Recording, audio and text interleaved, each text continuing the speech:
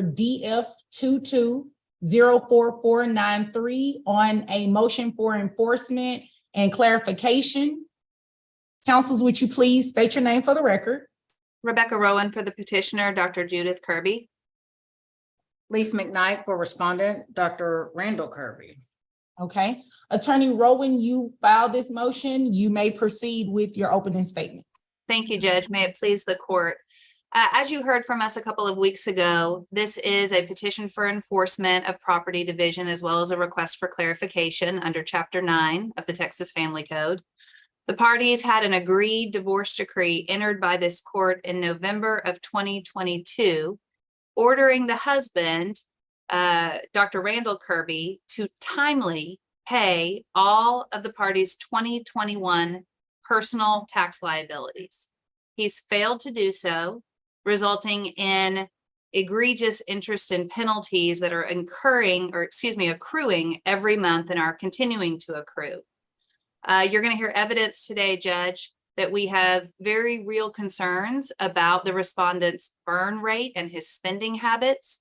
We do believe he has the funds to pay the remaining tax liability, because you'll see evidence that in September of last year, he received over $650,000 from the sale of the marital residence. But despite having the funds to pay the taxes, we are very concerned about his spending habits. So we are asking the court to enforce your own decree and order him to pay this debt. We're asking you to clarify that word timely and order it to be paid by time and date certain. Specifically, we're asking for you to order him to pay it by next Friday, April 4th, 2023. The short time frame is in direct response to the evidence you're going to hear about our concerns about his spending habits. So that's the first thing we're asking you to do today, Judge.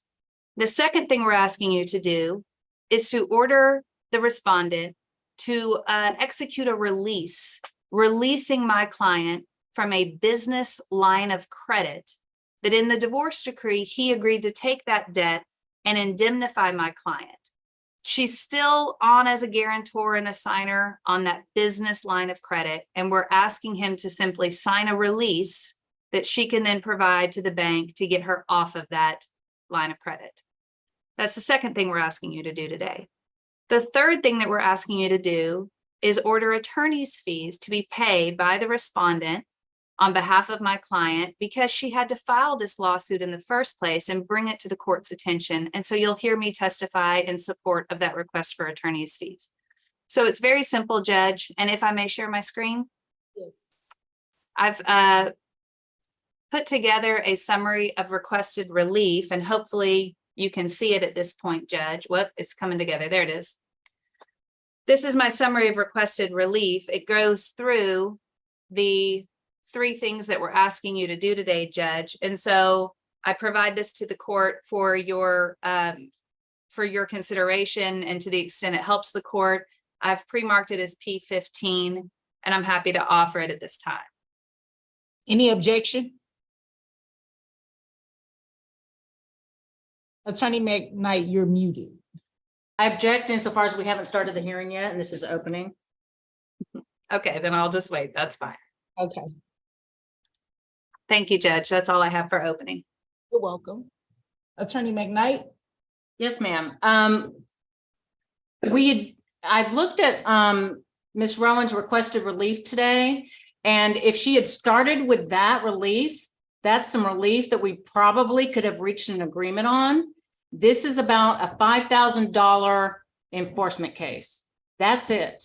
And what she did was turn it into a nightmare at requesting relief that she's not entitled to. It's interesting that the relief she's wanting today is nothing like the temporary order and injunctive relief that she wanted in the past month. And so attorney's fees is an issue. I have filed and set today also a motion for Rule 13 sanctions, both against Dr. Kirby and her lawyer for pursuing this action. And so there's some facts that are going to come out. Since the date of divorce, you'll learn that my client has paid well over $1 million in community debts. There is a practice loan that is in both of their names that he's responsible for, that he's made payments for every single month.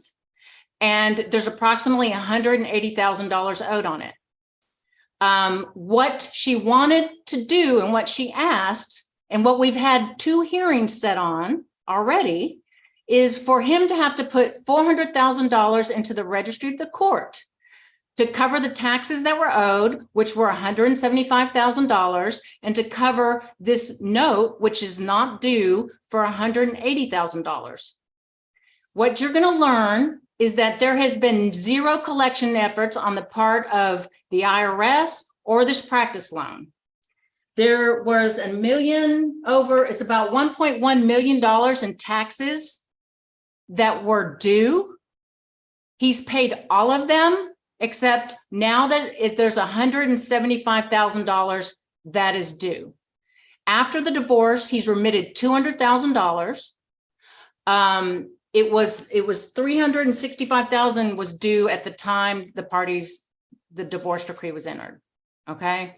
Now, so what she came to court asking for was that he had to put $400,000 into the registry of the court to try to collect 2 unsecured debts. She's very focused on the proceeds of the house, which he was awarded. And really what's the most relevant factor here, Judge, is that we've had a hearing on this before. This was litigated. She filed a motion in the underlying divorce, had a hearing set in August on the issue of ordering the proceeds of the sale to be used to pay the IRS. That was a pleading. I have it. I'm going to ask the court to take judicial notice of it. It was set for a hearing, and we reached an agreement that subsequently, and we proved it up on the record, that subsequently got entered in the final decree. That agreement awarded him the house unequivocally and ordered him to timely pay the taxes. Okay. Now, so what we have, it's a tempest in a teapot. The man had owed a $1.1 million in taxes, and he now owes $175,000 in taxes. She's repeatedly said, and it's factually incorrect, that there's $17,000 of penalties and interest accruing a month. That is not true. There is no document that she has that will demonstrate that. He will pay 100% of the taxes.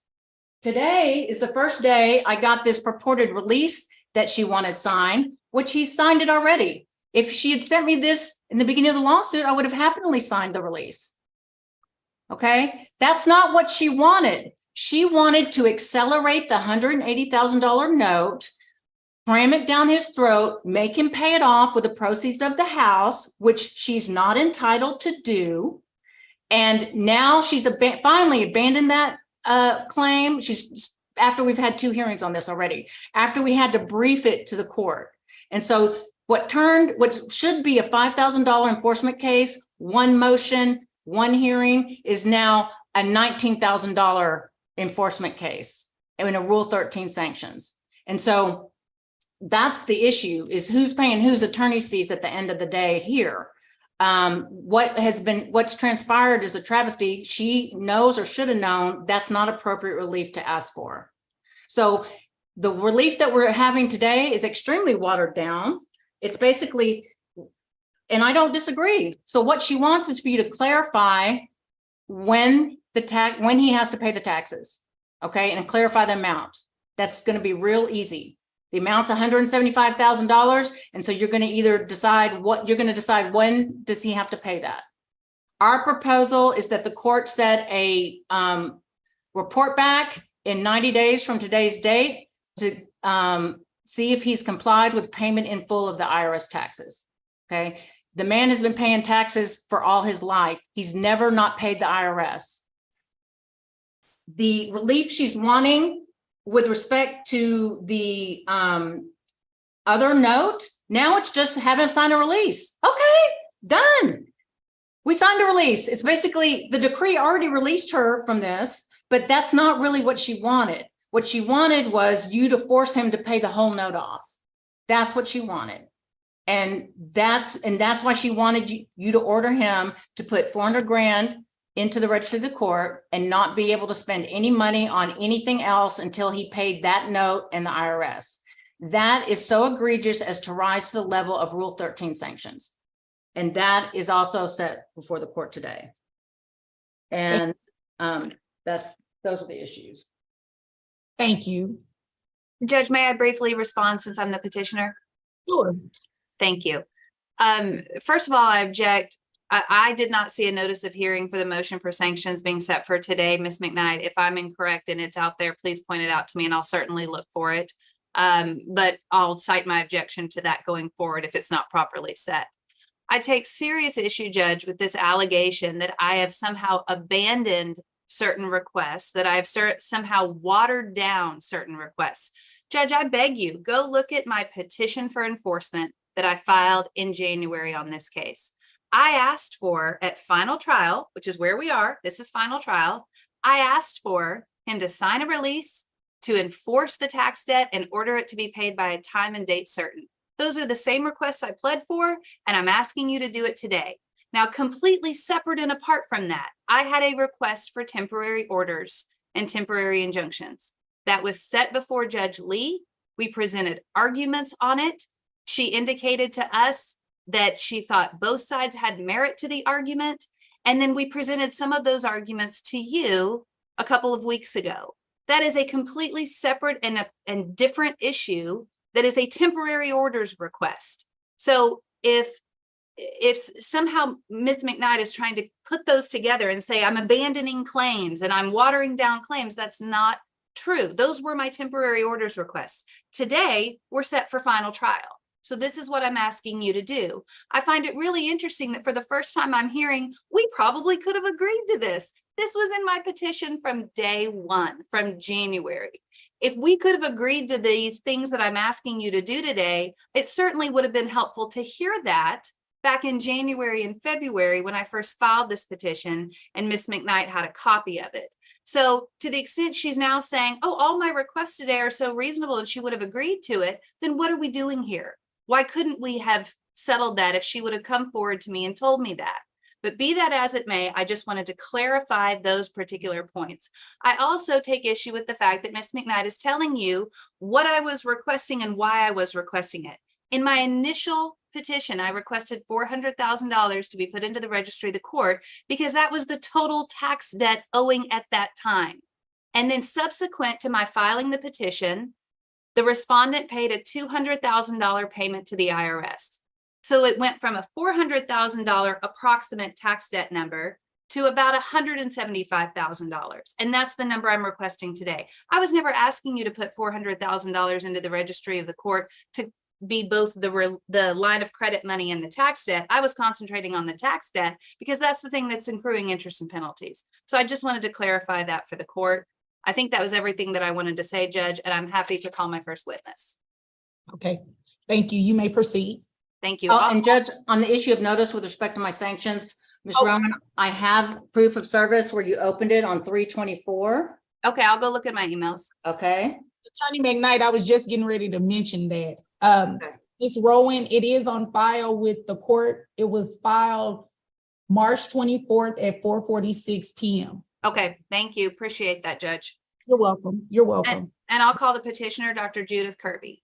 Okay, let me swear in both parties. Would you both, Ms. Kirby, Mr. Kirby, would you both raise your right hand? Do you swear or affirm that the testimony you'll give will be the truth and the whole truth? I do. Okay, say it again with the microphone. Yes, ma'am. Thank you. You may lower your hands, and Attorney Rowan, you may proceed. Thank you. Will you please state your name, ma'am? Judith Kirby, And where do you reside? Dallas, Texas. What do you do for a living? I'm an eye surgeon and ophthalmologist. Do you own your own medical practice? Yes, ma'am. And are you the petitioner in this case? Yes, ma'am. Judge, permission to share my screen? Yes. And both attorneys, you can share your screen as necessary. You don't have to ask. Okay, thank you, Judge. You're welcome. Dr. Kirby, can you see the summary of requested relief in front of you? Yes, ma'am. And does this accurately summarize what you're asking the court to do today? Yes, ma'am. I'll offer P15. Any objection?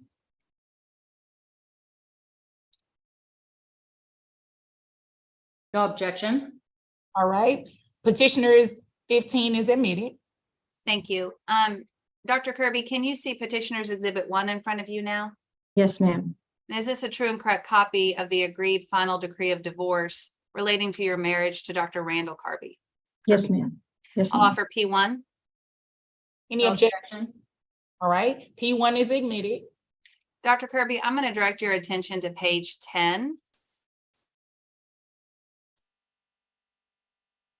And on page 10, is there a section entitled liability for federal income taxes for prior year? Yes, ma'am. And I'm going to highlight a section and read it. Let me know if I read it correctly. It is ordered and decreed that Randall Parker Kirby shall be solely responsible for all federal income tax liabilities of the parties allocable to December 31st, 2021, as reflected in the 2021 1040 joint tax return, and shall timely pay any taxes, penalties, and interest due thereon, and shall indemnify and hold you and your property harmless therefrom. Did I read that portion of the sentence correctly? Yes, ma'am. And so, based on your understanding, who was supposed to pay the parties' federal income tax liabilities for 2021? Randall Kirby. Okay. And what date did you all get divorced? The technical date was August 23rd, 2022, and it was signed by the judge on November 1st, 2022. What does your ex-husband do for a living? He's a vascular and general surgeon. And does he own his own medical practice? Yes, ma'am. And to the best of your knowledge and recollection, approximately how much income does he bring in each year? As of through December of 2022, he was bringing in anywhere from about $3 million a year on average. Okay. I'm going to show you, ma'am, what I've pre-marked as petitioner's exhibit 4. Can you see that on your screen? Yes, ma'am. And is petitioner's exhibit 4 a true and correct copy of you and the respondent's 2021 federal income tax return? And I'll Yes, kind of scroll through it so you can see it. Yes, ma'am. I'll offer P4. Objection? Unless are my clients' social security numbers redacted? I think this is the redacted version. Yeah, it is. Okay, I have no objection as redacted. All right, P4 is admitted. And on P4, Dr. Kirby, can you see here on the form 8879, how much does the 2021 tax return reflect that you and Dr. Kirby owed? Sorry, I highlighted too much there. No, I can't see because the pictures are on the side of the computer. See if you can drag the picture over a little bit, maybe, or I'll have Amy come in there and help. Oh, there you go. Okay, yes, I have it. Yes, ma'am. Okay. Okay. And so how I'm much sorry, does that text, does P4 reflect that you all owed for 2021? As of the end of December 31st, 2021, the tax owed was $343,732. Thank you. And do you recall, when was that tax return filed? That was filed October 17th of 2022. Okay. Under the terms of your final decree of divorce, who was awarded the marital residence? Randall Kirby. And the day after your divorce, did Mr. Kirby receive a purchase offer for the house? He did. And did he accept that to the best of your knowledge? Yes, ma'am. I'm going to show you what I've marked, ma'am, as petitioner's exhibit 2 and ask you if you can identify that as the settlement statement related to the sale of the marital residence. Yes, ma'am. I'll offer P2. Objection to the relevance? Well, Judge, part of my petition here is that he not only had the obligation to pay, but he had the ability to pay. So certainly the fact that he received $650,000 in September of 2022 is relevant to whether he could have paid the tax debt in October of 2022. And I'm so sorry, Judge, you're on mute. Sorry about that. Overruled. Is P2 admitted? Yes, Thank P2 is, you. And so, Dr. Kirby, on P2, what does it reflect? I've highlighted it on line 10. How much of the proceeds from the sale of the marital home went to Dr. Kirby? $654,248.06. Okay. And this also reflects that the closing date on the sale of the house was September 30th of 2022. That is correct. Yes, ma'am. So about 2 weeks before the taxes were due. Is that right? That's correct. To the best of your knowledge, sitting here today, has your ex-husband paid all of the 2021 tax debt that we saw reflected on P4? He has not. Did you start receiving notices from the IRS related to that unpaid tax debt? Yes, ma'am. And I'm going to show you on my screen what I've pre-marked as Petitioner's Exhibit 3 and ask you if you can identify this as a copy of a notice from the IRS dated November 14th, 2022. Yes, ma'am. I'll offer P3. No objection. P3 is admitted.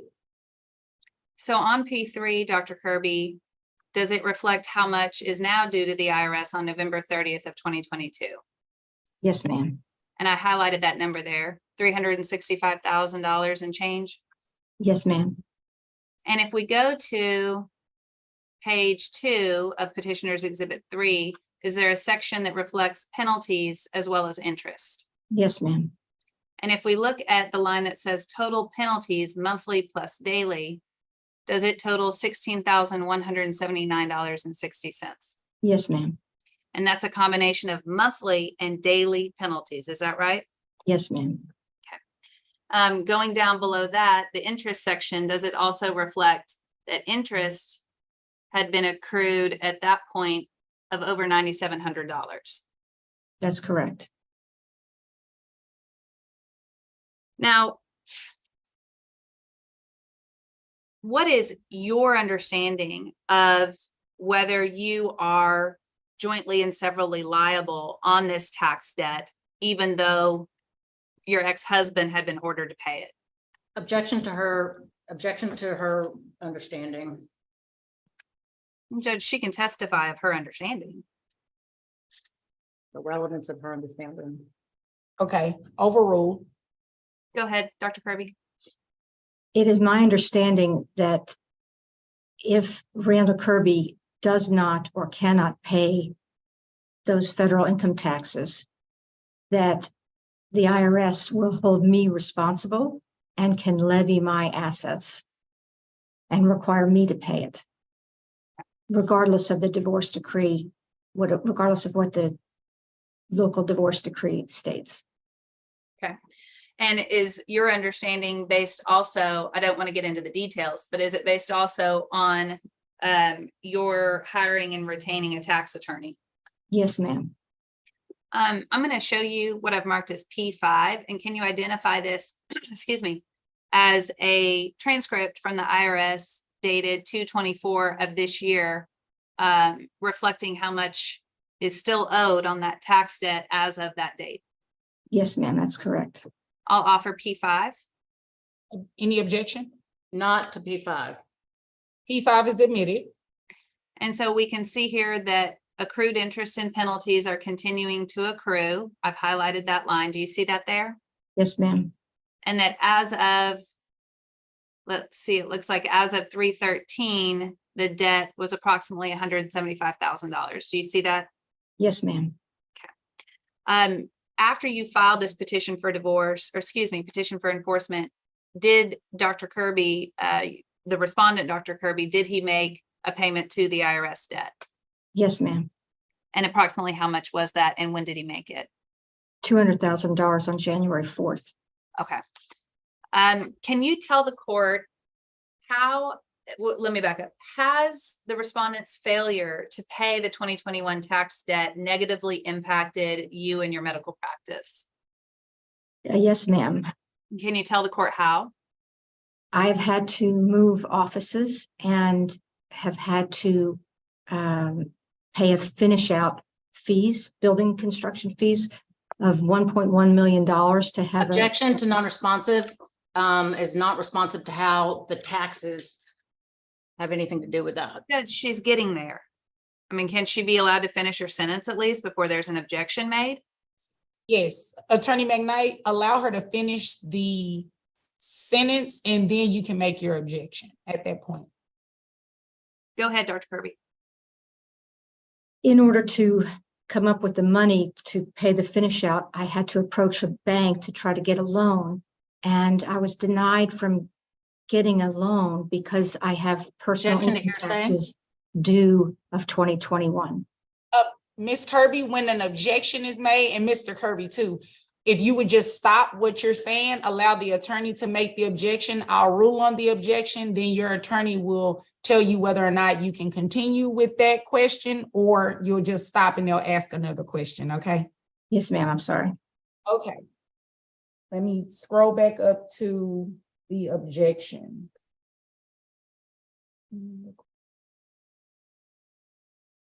Okay, the objection was to hearsay, is that correct, Attorney McKnight? Yes, ma'am. Okay, that's overruled. So Dr. Kirby, just to summarize, you weren't able to get the loan because you didn't have your taxes paid for 2021. That's correct. What are you asking the court to do with regard to your ex-husband's failure to pay off the entire 2021 tax debt? I am begging the court to have those taxes paid off immediately because I cannot operate my business and maintain payroll for my 20 employees that I pay in order to sustain my practice. Under the terms of your final decree, who was ordered to be responsible for all debts and liabilities associated with Dr. Randy Kirby's medical practice? Randall Kirby.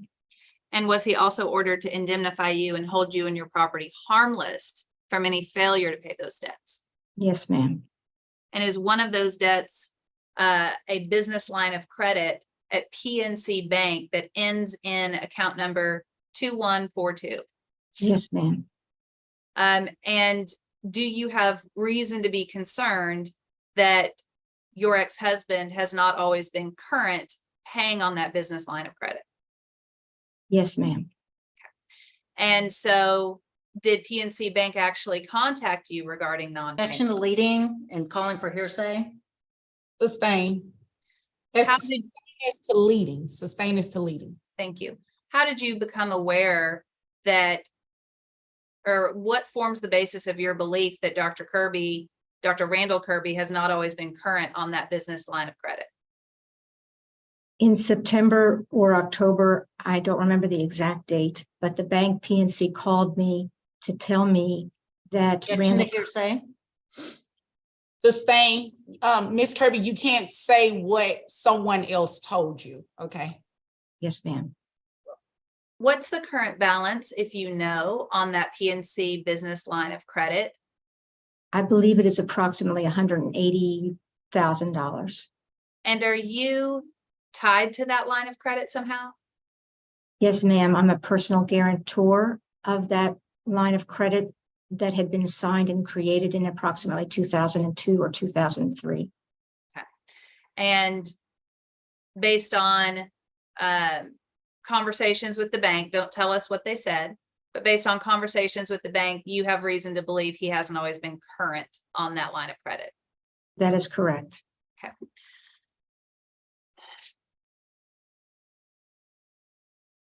Why are you asking the court to order your ex-husband to pay off that tax debt so quickly? Because I cannot access funds to maintain the practice and to grow the practice. But why can't we just give Dr. Kirby more time, Dr. Randall Kirby, more time to pay off those monies if he needs more time to do it?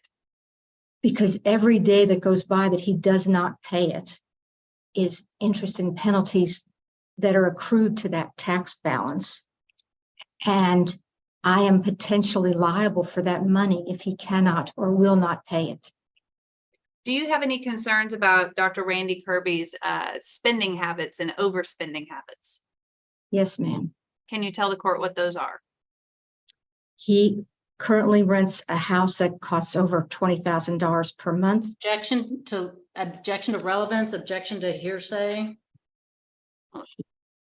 What's the relevance, Attorney Rowan? Sure, Judge. So part of my requested relief and part of what I have to prove to you is that Dr. Randall Kirby has the ability to pay.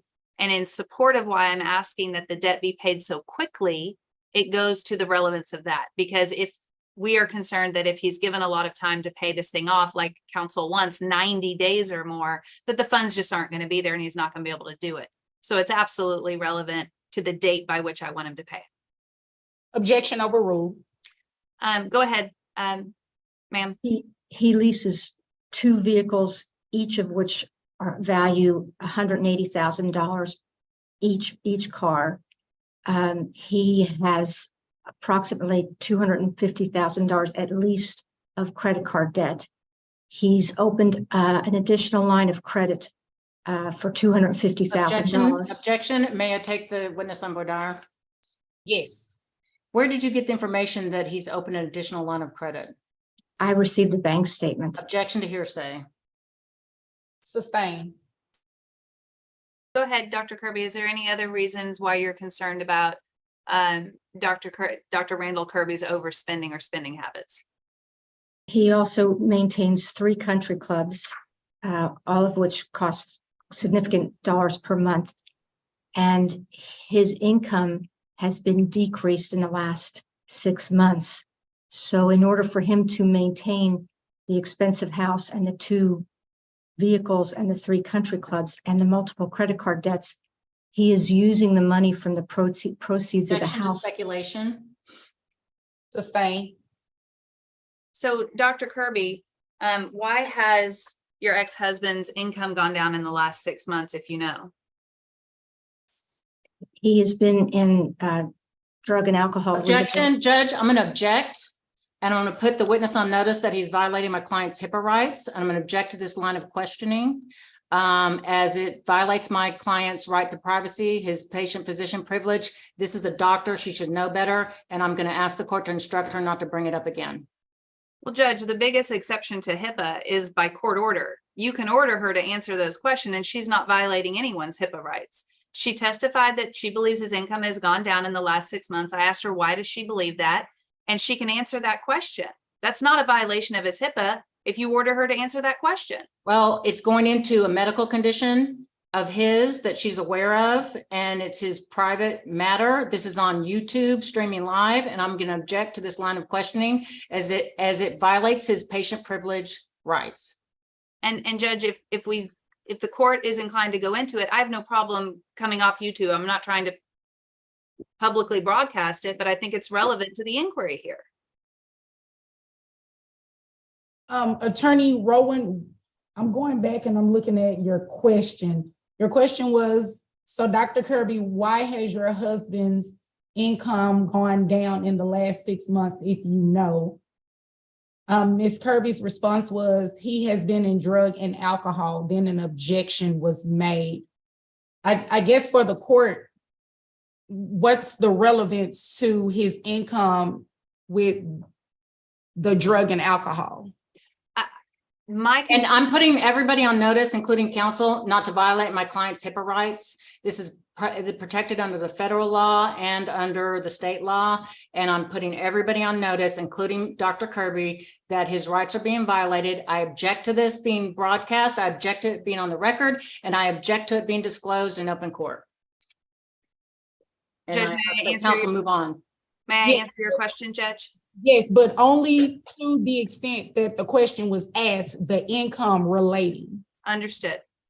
So we have a problem of income not meeting expenses. And that goes into why we are asking this debt to be paid and to be paid so quickly. So we've testified about all of his expenses and the overspending.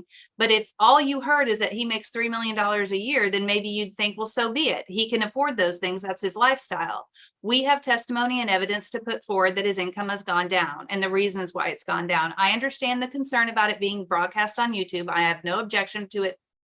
Sorry, Miss Rivera. I have no objection to it coming off of YouTube. I'm not trying to publicly talk about anything on YouTube. However, it goes to that inquiry of the funds are going to be gone if you order this tax debt to be paid after 90 days. Okay, I believe that with everything that you presented thus far and probably information known to your client without going into that, the court believes, from what I'm reading, that that inquiry can still be made without going into the anything private dealing with Mr. Kirby. Okay. So Can I try to? that you ask your next question. Sure. Dr. Kirby, if you can answer the question without going into private issues regarding your ex-husband's private health information, can you tell the court the basis of your belief that his income has gone down? And if you can't answer it that way, then just indicate that. Yes, ma'am. He did not work, no work whatsoever from December 2020 through February of 2021. And in addition, did not work with no income generating from November 2021 through April of 2022. And since May of 2022, the income that has been generated is significantly less. Objection. And at this point, I'd like to take the witness on voir dire. You may proceed. Ma'am, do you have personal income, personal knowledge of his income from May of 2022 until the present? Yes, ma'am. And how do you know what he's making now? I am on the banks, the bank statements online. Are you accessing his account that you're not entitled to have access to? It is on my login. I can't remove anything. So your testimony that you're about to give is as a result of you accessing bank accounts that you are not awarded and that are not in your name? I'm going to object to multifarious. And I'm going to object as that. Hold on, one objection at a time. The objection to multifarious is sustained. One question at a time, Attorney McKnight.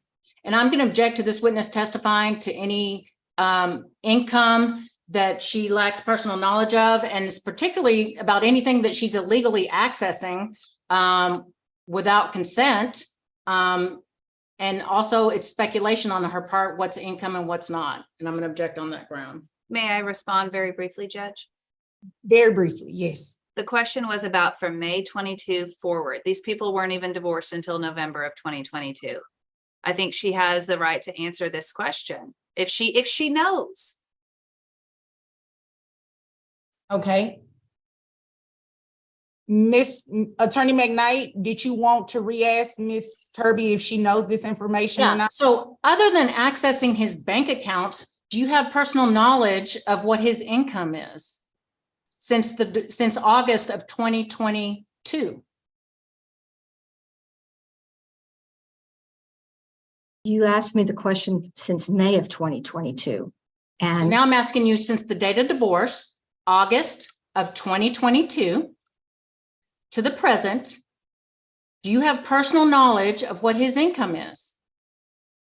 I have knowledge only of what has come into the bank because I am still a signer on that bank account and I'm still a signer on the line of credit. And that is why it is still on my login. That is why I have access to it. It's not supposed to have access. And so you've been accessing the bank account that's awarded to him? I have not been removed as a signer on anything. And aren't you the one that has to execute the documents to remove yourself from that account? Your Honor, I'm going to object to relevance at this point. I mean, there's. And I'm going to object Exactly right. to Hold on, this. one second. Hold on, three things. Attorney McKnight, I can hear your client in the background. I know you probably don't want everyone on the Zoom to hear what you all are speaking about. So, maybe just press mute so we wouldn't hear what he says. And Attorney Rowan, Attorney McKnight, we have to have a clean record. My court reporter over here, you guys are tearing her up. She can't write what everyone is saying at one time. So I'm going back on the record. Well, I've been on the record. I'm going back to the line of questioning that we have here. I believe the question was specifically asking about August of 22 until the present time, whether or not Ms. Kirby knew that information. The court is going to go ahead and sustain the objection as to speculation. I'll pass the witness, Your Honor. Well, I'm sorry. Let me back up real quick. Dr. Kirby, was it necessary for you to retain my services to represent you in this case? Yes, ma'am. And as part of that representation, did you have to incur attorney's fees for my time preparing for and attending the prior hearings as well as today's hearing? Yes, ma'am. Have you had to retain the services of any other attorneys as it relates to this issue of the non-payment of the tax liabilities? Yes, ma'am. I've retained a tax attorney to defend me against the IRS. Okay, and what is that gentleman's name? Joel Crouch, Crouch. And at this time, do you know approximately how much you've incurred with my firm? $20,000 to your firm. And how much to Mr. Crouch? $13,000 so far. And are you asking the court to order your ex-husband to pay your attorney's fees as it relates to you having to bring this petition for enforcement? Yes, ma'am. I'll pass the witness. Thank you. All right, Dr. Kirby, were you present and did you hear your lawyer say that she initially filed for $400,000 and then after she filed, he paid $200,000 to the IRS and therefore she was only seeking $200,000 in the registry of the court? Did you hear her say that? Yes, ma'am. And is that what you're saying to the court too? Yes, ma'am. All right, I'm going to show you what is your pleading that's filed in this case. Oops.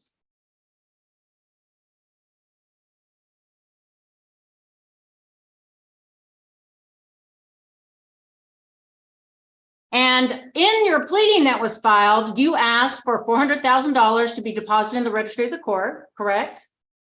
Yes, ma'am. And would you agree with me that $400,000 is more than what was owed to the IRS and the line of credit combined? I'm sorry, can you repeat that? Would you agree with me that the sum of $400,000 is more than the $175 owed to the IRS and the $180 on the line of credit combined? Yes, ma'am. All right. Now, looking up here.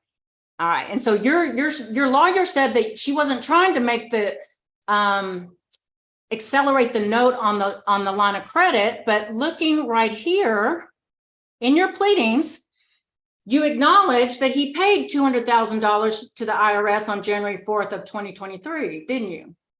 Yes. So it's not true to say that that was something paid after you had to file the divorce. The enforcement, that was paid before you filed the enforcement, correct? I'm not sure I quite understand what you're asking. Well, if your attorney suggested to the court that it wasn't until after you filed your enforcement that he paid $200,000 to the IRS. Did you hear that? Yes, but I'm not exactly sure that the timing of when we initially filed for the enforcement relative to the January 4th date.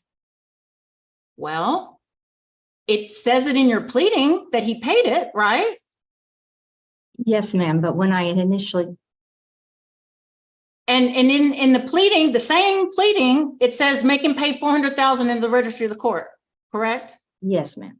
And in your pleading, you wanted him not to be able to spend any money whatsoever from any source until he paid the line of credit in full and until he paid the IRS in full. Is that correct? Yes. Okay.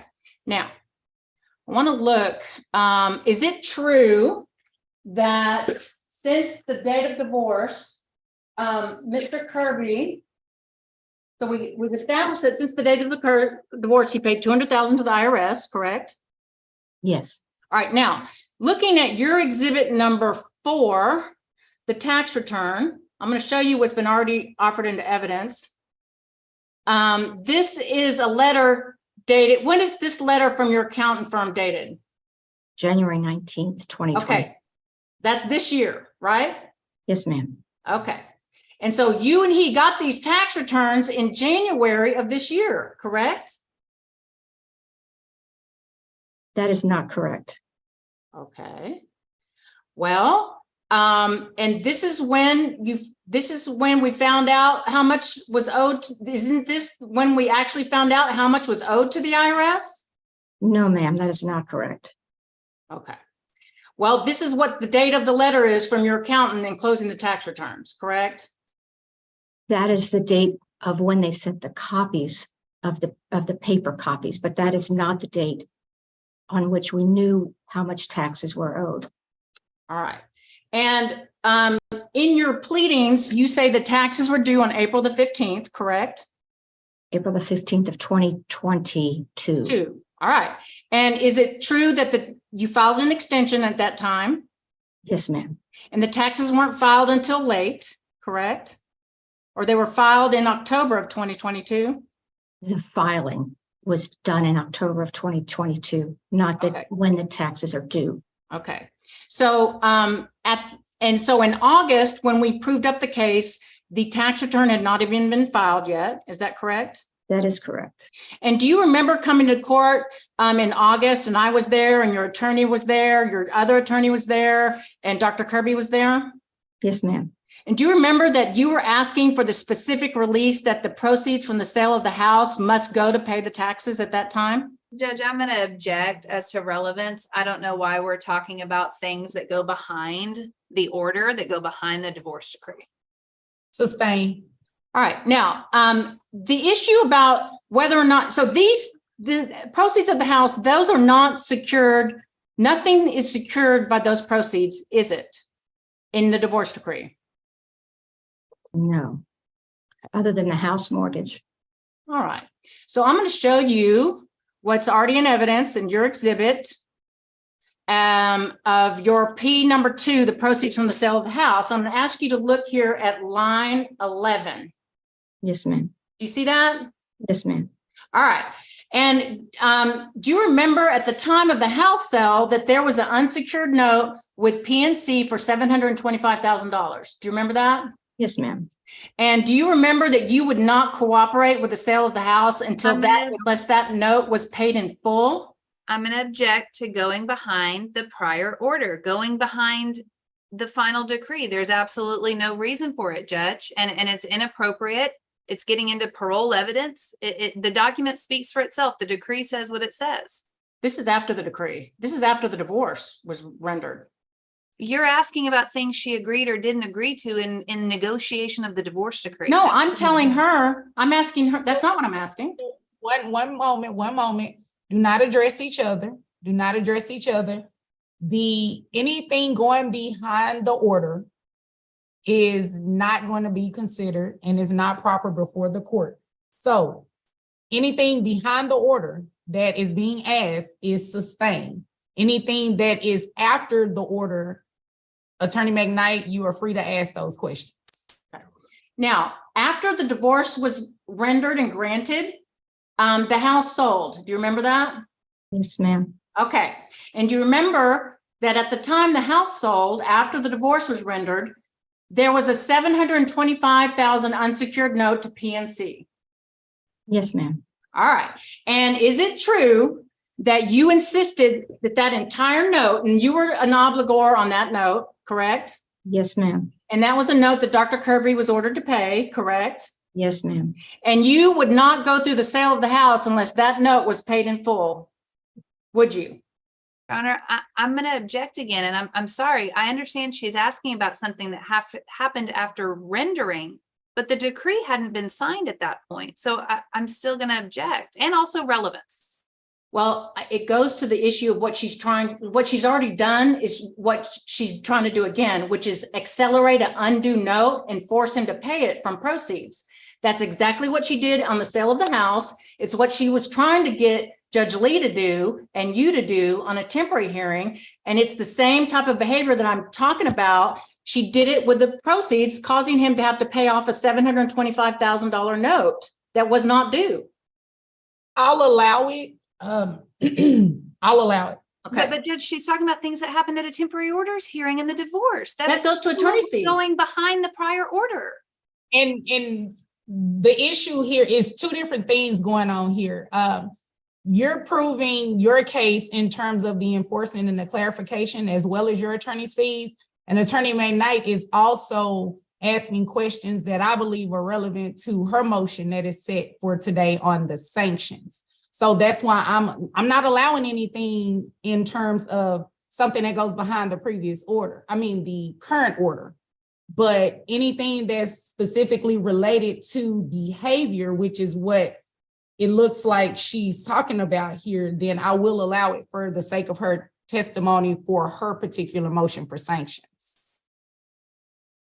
So Dr. Kirby, so if you hadn't insisted on $725,000 from his house be paid for the joint debt, he would have had more money to pay the IRS at the sale of the house. Would you agree to that? I object to speculation. Sustain. Now, is it true that since the date of the divorce, Dr. Kirby has paid $80,000 to Lake Forest for college expenses for your daughter? I object to relevance, Judge. Sustain. It's going, she wants to talk about his country clubs. He's been having to support their children's adult daughters, and he's done that. So that's what I'm counteracting. Attorney McKnight, ask your next question. All right.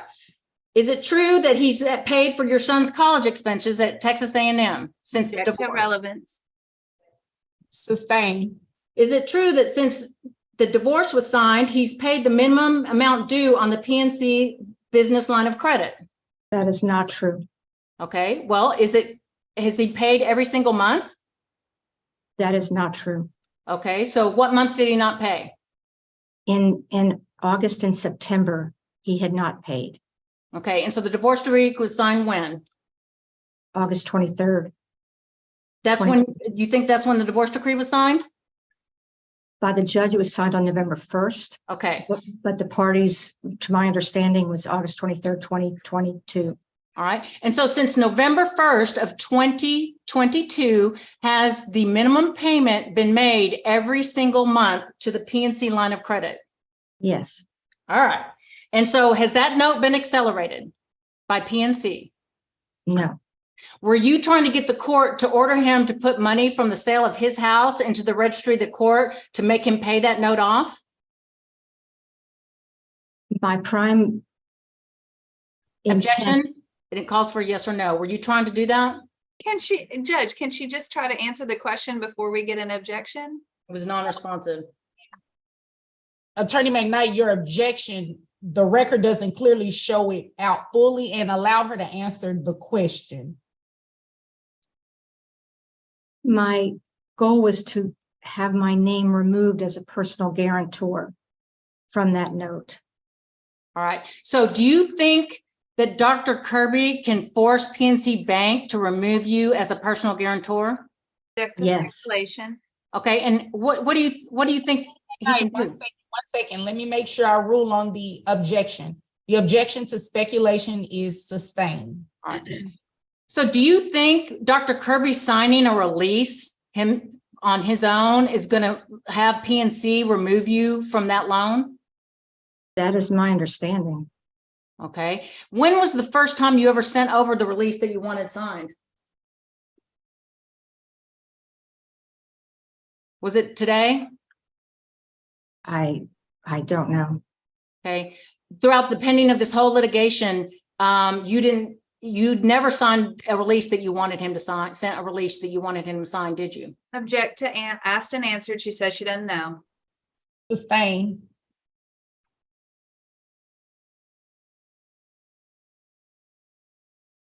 All right. Now, has the IRS sent any notice of lien to you? No, Has the IRS sent you a demand letter? no, Has the IRS garnished any of your property or wages? not yet. All right. Have you had any notice of levy or any collection efforts whatsoever from the IRS? Not yet. Okay. Has PNC sent you any demand letters? No. Has PNC sent you any collection letters? They had called me. Objection to a non-responsive answer. Objection sustained. Ms. Kirby, it was a yes or no answer. I'm sorry. No. Has PNC dinged your credit, put any negative credit reporting on you? Yes. Oh, did you bring proof of that today? No. Do you know, why would they put negative reporting on you and not put negative reporting on Dr. Kirby? I'm going to object to assume facts not in evidence. Sustained. Have you seen a negative credit reporting by PNC on you? Yes. And in what context? Where did you see that? From late payments from August and September. Objection to non-responsive answer. The question was, where did you see it? The objection is sustained. Where did you see it? On a credit report. Okay, when did you, when's the last you saw, why didn't you produce your negative credit reporting to show the judge how Dr. Kirby's ruining your credit? I wasn't asked to. Now, we were at a temporary hearing in front of Judge Lee. Do you remember that? Yes, ma'am. And it was in late February. Do you recall? Yes, ma'am. And I asked Judge Lee that she set this matter for final hearing. Do you recall that? Yes, ma'am. And Judge Lee offered us this March 28th court date. Do you recall that? Yes, ma'am. And you specifically, you, the client, said, no, you wanted to have a temporary hearing. Do you remember? Yes, ma'am. And so we had to come back to court on March 14th for another stab at a temporary hearing on your part. Do you recall that? Yes, ma'am. And because of these pleadings that you filed, we had to draft a brief to the judge on whether it's appropriate for what you were asking. Do you remember that? Honor, Yes, I'm ma'am. going to object to the extent it calls for a legal conclusion and speculation as to why the court requested briefing. Sustained to the legal conclusion. So you had an opportunity in February 28th to set this matter for trial on March 28th, but you wanted to come back down here to try to have an injunction and order him to put money into the registry of the court. Isn't that correct? I'm gonna Yes, object ma'am. to multifarious. Attorney McKnight, reminder, one question at a time. Despite being able to come into court in less than 30 days, you insisted on yet another hearing to try to make him put money in the registry of the court, didn't you? Yes, ma'am. Okay. And this is something that you tried to have done in the underlying divorce repeatedly, isn't it? Objection to going behind the current order. Sustained. Now, ma'am, you are not being charged $17,000 a month in penalties and interest by the IRS, are you? I am. That's what you think, that you're being charged $17,000 a month? According to that notice, it listed penalties and interest. I don't have the notice in front of me of many thousands of dollars per month. That's what, according to the IRS notice that was already submitted for exhibit. Isn't it true that you were responsible for the withholding and prepayments to the IRS for the tax year 2021? I'm going to object to relevance, Judge. Attorney Well, McKnight, what's the The relevant? relevance is going to be, there was $17,000 worth of taxes and penalties at the time of the filing. It was due to her underpayment, not due to his failure to pay. And then she's conflated that somehow into $17,000 a month. And that's what the point I'm going to get to. And I renew my objection to relevancy. It doesn't matter how the tax debt came about. The tax debt is here. It's jointly and severally, it's a tax debt. I will sustain the objection. There was $17,000 of taxes, penalties and interest at the time the tax return was filed. And it lists that in the tax return. Would you agree with that? Yes, ma'am. All right. And so you're not blaming that on Dr. Kirby, are you? I'm not sure what you're asking. Well, the $17,000 that was due at the time it was filed, that's not his fault, is it? Yes, ma'am. That's his fault. The Yes, ma'am. 17,000 that was passed due. Yes, And you ma'am. said that he wasn't working for a period of 6 months. Isn't that correct? Yes, ma'am. And during that 6 months period, you spent up all of his receivables, didn't you? Paying bills. Okay. And so doctors have a 6 to 9 month in receivables collection rate. Would you agree with that? Yes, ma'am. And so during the divorce, you spent up all his receivables and now he's trying to build his receivables back from a period of unemployment, isn't he? I'm going to object to the extent it's going behind the current order. It sounds like she's asking about things that happened during the pendency of the divorce. Well, the question, the period of unemployment, was that after the divorce? That was during the divorce. So she spent up all his receivables while he was unemployed. And now he's building them back up, which is why he needs time. I got it. Sustain. Okay. Now, you have tried to extort Dr. Kirby in this case, haven't you? I'm going to object, Judge, to argumentative. I'll rephrase. Did you contact his sister and tell him, boy, he better pay this or all his business is going to be public? I'm going to It's object going to be relevance. it's going to be public and everybody's going to know. I'm going to object to relevance. Objection is sustained. Did you threaten him that you were going to disclose his private medical information if he didn't pay this? I'm going to object to relevance. What's the relevance, Attorney McKnight? It goes to attorney's fees and the fact that she tried to leverage something that she couldn't do and hold up his medical condition over his head to extort him. That has nothing to do with the request for attorney's fees, Judge. Sustain. Ma'am, the reason you can't get a loan has to do with your income. Would you agree with that? Or No. lack thereof?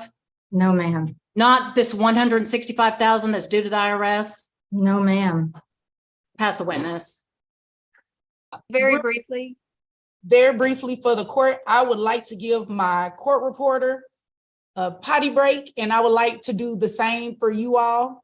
So the court is in recess. We'll do 5 minutes because I know we need to get to Attorney McKnight's side, okay?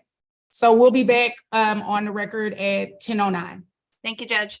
Welcome. Okay, and we are back on the record. Attorney Rowan, you were getting ready to redirect your client. Thank you, Judge.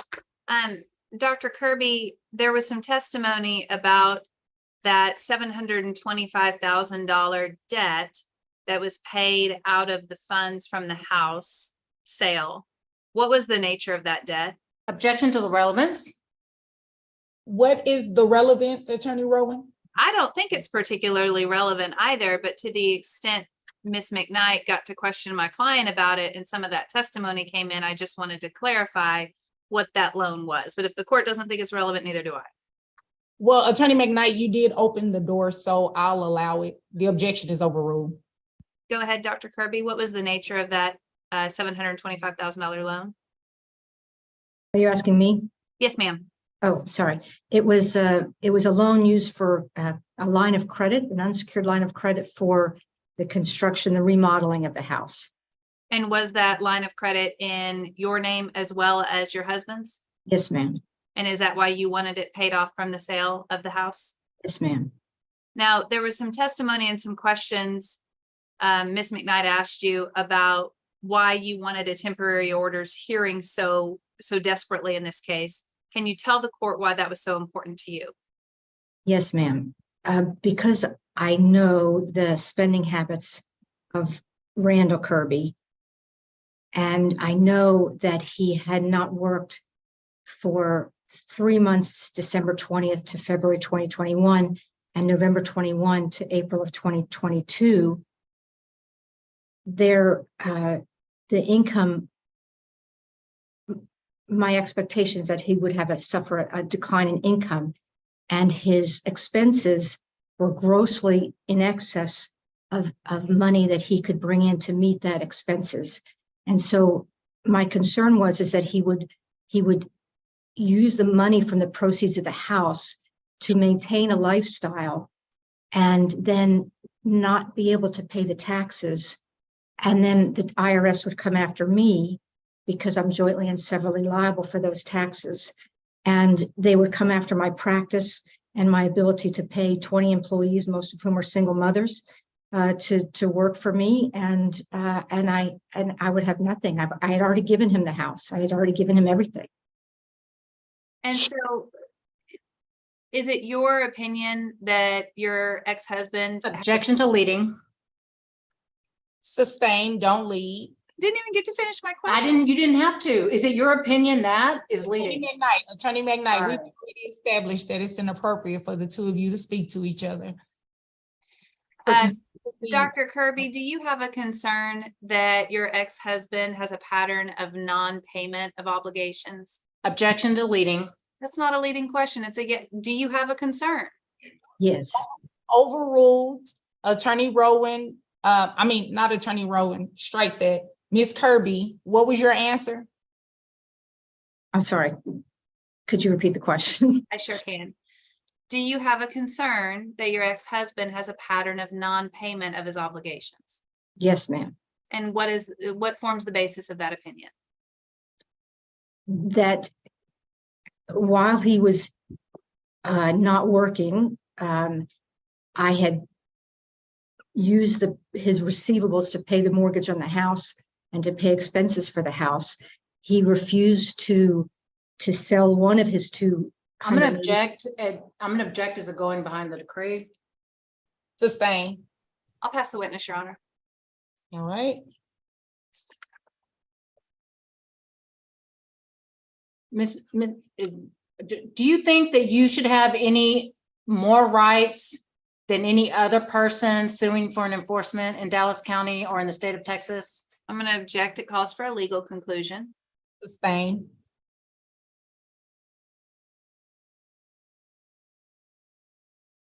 You don't know, you have no personal knowledge of whether Randy Kirby has been working daily in hospitals since the date of divorce, do you? No, And so everything that you're doing is based on fear and speculation and what he may or may not be doing, correct? no, You don't, and you really don't know how much income he's making right now, do you? not precisely. That's the witness. I have nothing further of this witness, Judge. Okay, this witness is excused. Attorney Rowan, you may call your next witness. Thank you. I'll call the respondent, Dr. Randall Kirby. Okay. Will you please state your name for the record, sir? Randall Parker Kirby. And you're the respondent in this matter, is that correct? Yes, ma'am. And in September of 2022, you received over $650,000 in proceeds from the sale of the marital residence. Is that correct? You've shown that today. And so that's correct? One You've shown second, that today. 1 second, Attorney Rowan. Mr. Kirby, that's inappropriate. You have to answer either a yes or a no, okay? Yes, ma'am. Okay, and make sure you speak clear. Attorney McKnight, you may want to switch where he's a little closer. Here. Let's try places. Yes, that way my court reporter can hear his responses. Okay, Attorney Rowan, for record purposes, would you mind repeating your question, please? I'm happy to, Judge. Sir, in September of 2022, you received over $650,000 from the sale of the marital residence. Isn't that correct? Yes. And how much of those $650,000 do you have left in your possession? Over half. And are those funds held in your personal account or your PA account? They're held in a business and in a personal account. Yes, ma'am. How much total is in your personal account right now, if you know? I don't know. Can you approximate? About $50,000. And how much is in your PA account right now, if you know, or an approximation? I can't approximate, but it's between $300,000 and $400,000. And your PA, you 100% own it. You're the sole owner of that PA. Is that correct? Yes. Now, you do agree that in your 2021, you do agree that in your final decree of divorce, you were ordered to pay all of the 2021 taxes plus penalties and interest, correct? Yes. And you actually agreed to that, did you not? Yes. Okay. And were you aware that those taxes, penalties, and interest were due on or about April 15th of 2022? No. When did you think they were due? Judy and I have been paying taxes late since we've been in practice since 1996. We've been Objection, doing this. non-responsive. Well, you asked. Sustain. Sustain. So when did you think the 2021 federal income tax liabilities were due if you didn't think they were due on April 15th of 2022? Sometime this winter or spring of Okay. 2023. And you have not paid them in full, even by your own deadline of winter or spring, correct? I met with my accountants in late January and I owed Objection, $165,000. non-responsive. Sustain. Mr. Kirby, if you just answer the question that is asked, this will go a lot smoother. Do you need me to repeat the question, sir? Yeah, sure. Go ahead. So even by your own deadline that you thought it was winter or spring when they were due, you have not paid 100% of those tax liabilities, have you? The deadline's not due. And so no. Objection, non-responsive, other than no. The objection to non-responsive other than no is sustained. And that liability is accruing interest and penalties, correct? Yes. And it's accruing those interest and penalties every month and every day, isn't that correct? Yes. So certainly it's a past due debt if it's accruing interest and penalties, right? Yes. And you agree that as of March of this year, the amount that you still owe to the IRS exceeded $175,000, right? No.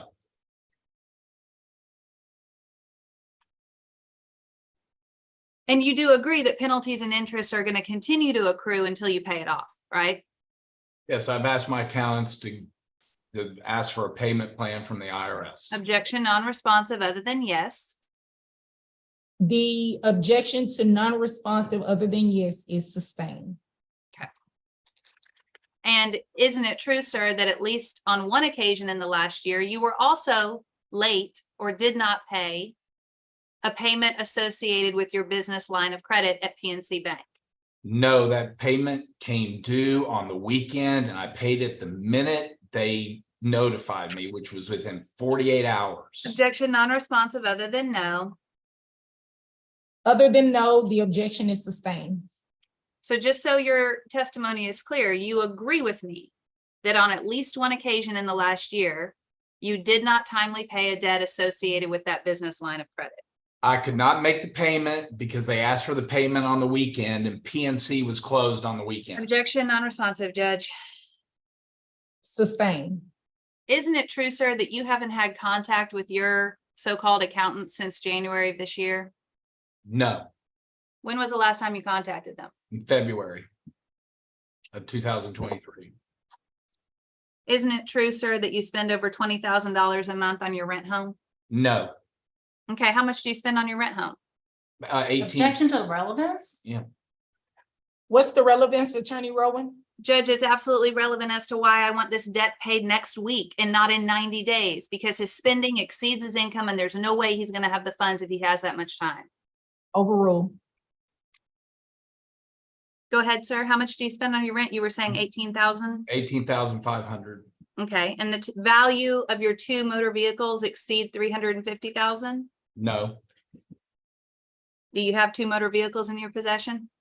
yes, And how much are they worth approximately? probably 220,000.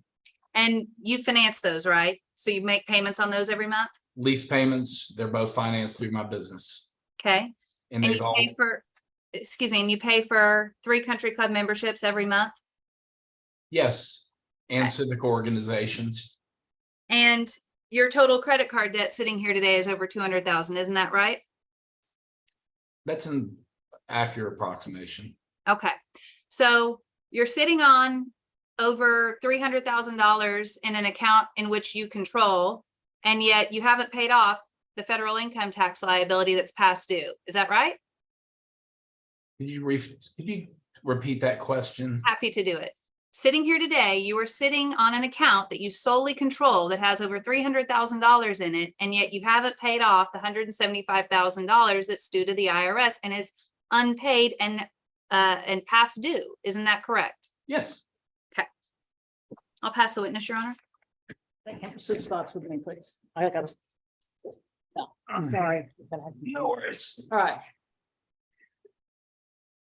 All right, all right, Dr. Kirby, did you hear let's do it this way. There we go. Did you hear Judith Kirby say that you went, that she spent up all your receivables? Yes. right. Object to the relevance, Judge.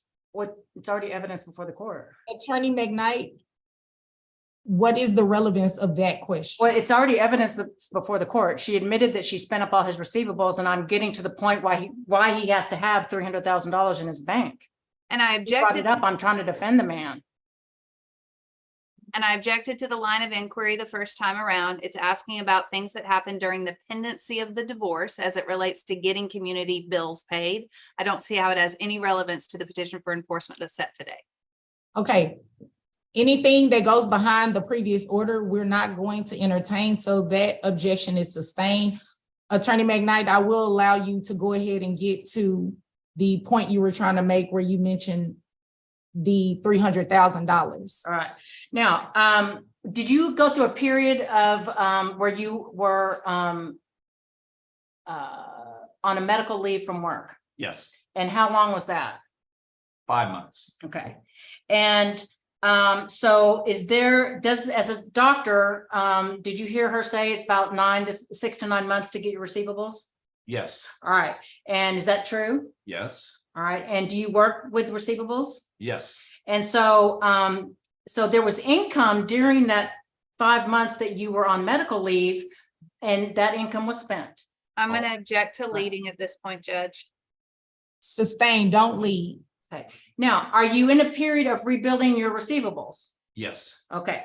And does it take having capital in your account? Tell the court whether or not you need capital to operate a medical practice such as yours. I need capital in order to function and pay my employees and my rent for my office and my living expenses. Yes. All right. Are you able to pay off the IRS in full today? I prefer not to. Okay. Would it cause you to be in a cash? Would it affect your cash flow to maintaining your practice? It I'm would going to cost- object to leading. Sustained, don't lead. All right. What would that do to your cash flow in maintaining your practice? It would make things very, very difficult. All right. Now, did you pay a payment in January to the IRS? Yes. Okay. And did anybody have to sue you to do that? No. All right. You did that before they filed this lawsuit. Absolutely. Okay. Did they have to sue you to pay the rest of it? No. All right. Have you ever not paid your federal income taxes through the history of your life? Never. Okay. Have you? Never. All right. And I've been working since I've been 16 years old. Objection to non-responsive. now, The court will accept his answer as never. Everything else is, the objection to non-responsive is sustained. now, have you been in contact with an accountant regarding the amount due and with your IRS? Yes, constantly. Has the IRS taken any collection efforts towards you? Absolutely none. Have you received a demand letter? None. Have you received a lien? No. Notice of past due taxes? None. A levy? No. Any collection efforts whatsoever? None. Okay, now, how much time, are you asking court to give you some time to pay it in full? Yes. Okay, and do you think you can pay it at the rate of about $50,000 to $60,000 per month? Well, about 175 divided by 3, how much ever that is, 3 months to get it paid in full? Yes. All right, is that an arrangement that the IRS could make with you? I'm going to object to speculation. I haven't asked the IRS for any payment plan. I was planning on paying. Mr. Kirby, Okay. there was an objection made and I sustained it. Okay, Okay. all right, so what was your plan? My plan was to pay $100,000 within the next 60 days and then pay the rest in 90, which would be about $65,000. Okay, well, you know, it's $75,000 now. Yeah, I saw that. All right. Now, is it true that you're accruing $17,000 a month in late interest and late fees? No, All right. that's the total. All I'm right. gonna object to non-responsive after no. Non-responsive after no is sustained. And are you, is there any question in your mind that you're responsible for that? No, All right, and you're gonna pay that? yes, Okay, now, PNC line of credit, what is that? That she's suing you on? well, this was a practice loan that Judy took out years ago, actually to pay taxes. And she took this money and paid IRS taxes with it. It was supposed to be a practice loan for my business, but she ended up using the entire practice loan to pay taxes, which I did not object to. And I'm making the payments and I'm responsible for that loan. And you can call, and All right, everything's up to date. And we made a payment yesterday. I object Please to show- non-responsive at this point, narrative. Sustain as to non-responsive.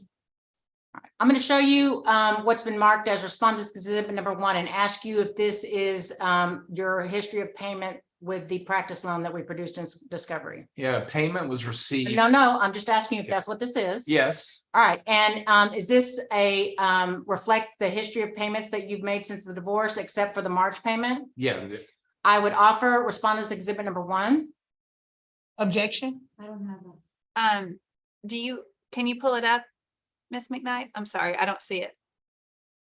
Okay, now we see it. And Attorney McKnight, did you submit any exhibits to? Yes, the- ma'am. They were emailed. I don't know to whom. No, I did receive them. I didn't have them right in front of me. No, I have no objection to this exhibit. Okay, respondents 1 is admitted.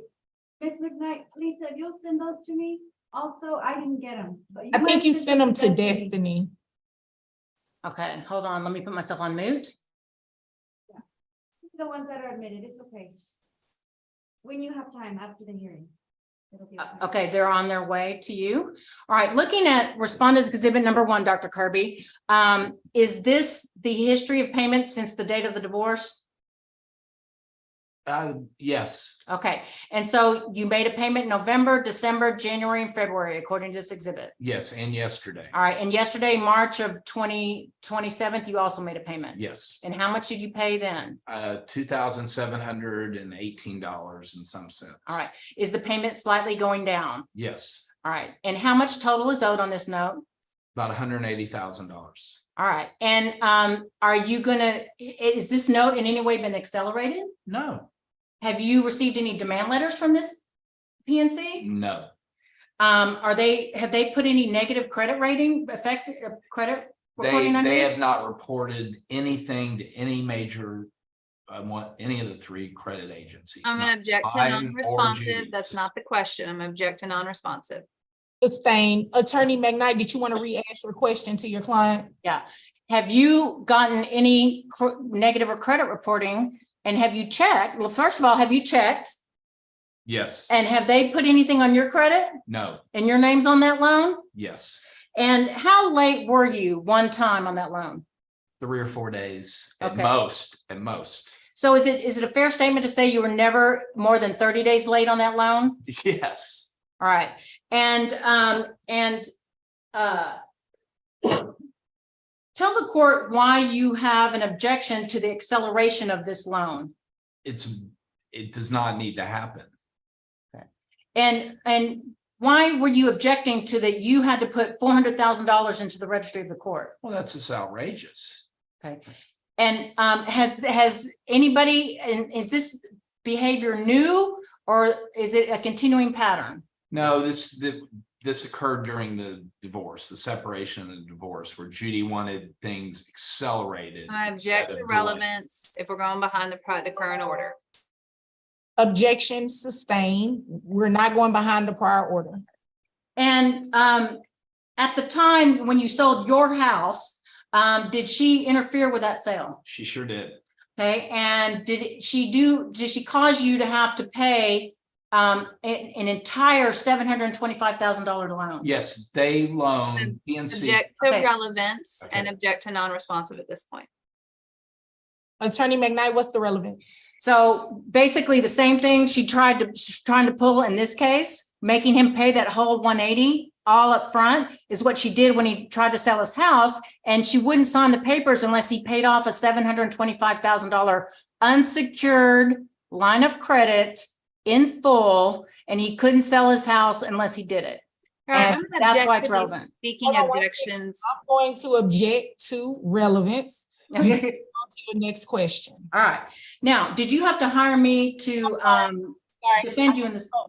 I'm going to sustain the objection. Okay. I figured that. Yes. All right. Now, did you execute the release that she sent over? Yes, Okay. Did you have any problem in signing this release as it was drafted? no, Is today the first day you saw the release? yes, Okay.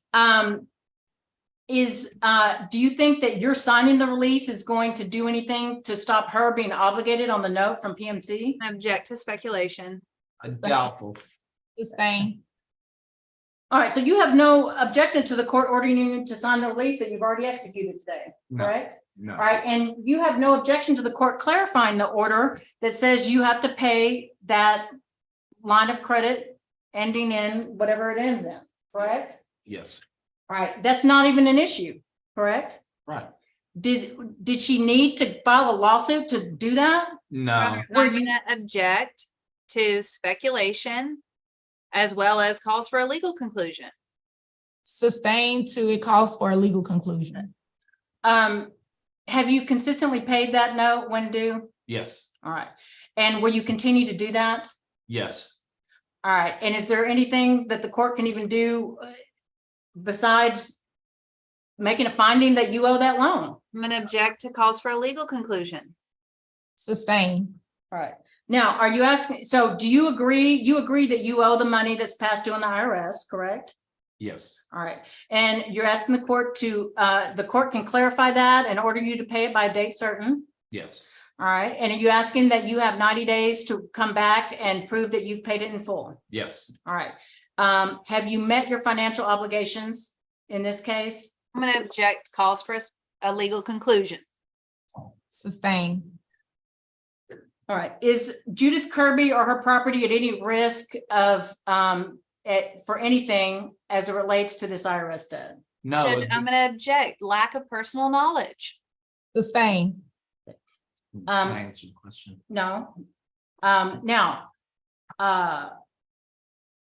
has she tried to use your medical condition as a means of extorting you to force you to do something that you're not legally required to do? Objection leading, objection relevance. Yes, Sustain as to leading. Don't lead. Attorney McKnight, you may rephrase the question. Now, in respect to the relief that she's requested in this case, has she tried to use your medical condition as any threat to try to get you to do something that you're not legally required to do? Your Honor, Yes. I'm gonna object as to relevance. It doesn't have any relevance to what's set today. Sustain. Did she make good on a threat that she made to you? I'm Yes. going to object to relevance and also assumes facts not in evidence. Sustain. Are you asking the court that she pay her own attorney's fees for this case? yes, All right.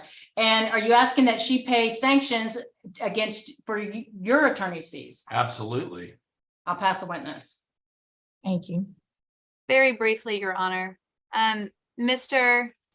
Dr. Randall Kirby, I've pulled up your exhibit. It's loading right now. Should be there. Respondents Exhibit 1. Do you see it on the screen? Yes, And the reason, isn't it true, sir? The reason that your payment was double on November 28th, 2022 is because you were catching up on 2 payments. Isn't that right? no, Okay. But you did testify and admit that you were late on at least 1 payment. by a few days, yes. Objection non-responsive other than yes. Can I explain why it was doubled? Overrule, I'll accept his answer as by a few days, yes. Okay. Dr. Kirby, isn't it true that the last time you were on medical leave was in May of 2022, almost a year ago? No, When was the last time you were on medical leave? April of 2022. Oh, okay. So definitely a year ago, you were on medical leave. It was a year ago that you were on medical leave, correct? April 2022. Okay. And so you testified about how you need 6 to 9 months to catch up on receivables, but the last time you were out on medical leave was a year ago. Isn't that right? Yes, Okay. And you only have one employee you have to pay, right?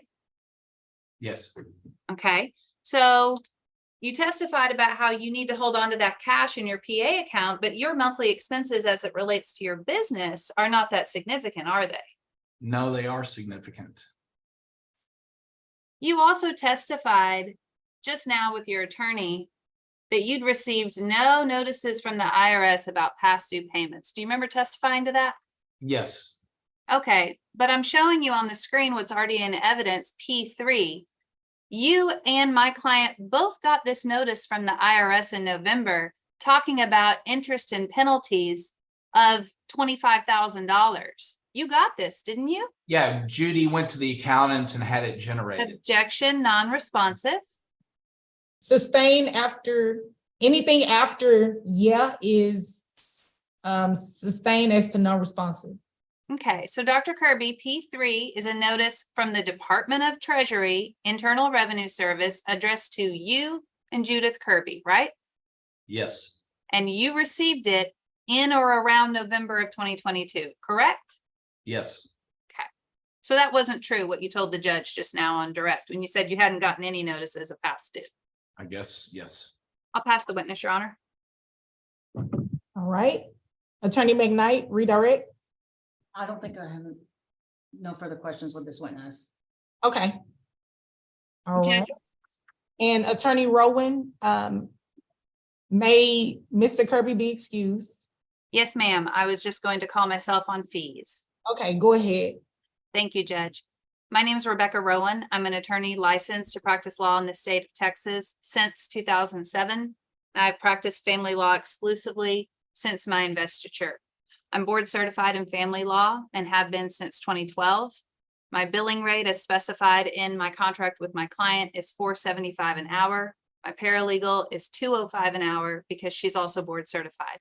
I'm familiar with the fair and reasonable and usual and customary fees charged by family law attorneys in Dallas County, Texas, and it's my opinion that the attorney's fees incurred by my client pertaining to this lawsuit have been reasonable and necessary and reflect usual and customary fees charged for same or similar matters. I have a few exhibits I'd like to offer, Judge, and I'm going to pull them up on my screen. The first one is P10. It's a summary of attorney's fees and a summary of my testimony, and I'll offer P10. I'm going to object to P10 as I don't believe the underlying documents are admissible and support those fees. And this is just a summary of my testimony, Judge. Overrule. P10 is admitted as a summary. Thank you, Judge. The total attorney's fees and costs incurred by my client attributable to this lawsuit and preparing for and attending today's trial approximate $20,642.62. The summary that's in front of the court at P10 indicates through March 23rd of this year, the total attorney's fees incurred by my client totaled $19,214.62. I added to that an additional 3 hours of my time as an estimate for the preparation and attendance at today's hearing. So that's where I got the total of $20,642.62. In connection with this lawsuit, Judge, I have I have drafted pleadings and orders, conducted legal research, prepared briefing for the court, reviewed documents, had numerous conferences with my client, and have prepared for, I'm Going fast. yeah, you're just. sorry. So let me tell you where you left, where I left my court reporter left off, and you can pick up from there, okay? You said, so that's where I get the total of 20,000 in connection with this lawsuit. Judge, I have prepared, I have drafted pleadings and orders, conducted legal. Research, prepared briefing for the court, reviewed documents, had numerous conferences with my client and opposing counsel, not opposing counsel, with my client. And I've prepared for and attended 2 hearings as well as today's trial. I've assigned various tasks to my paralegal as well.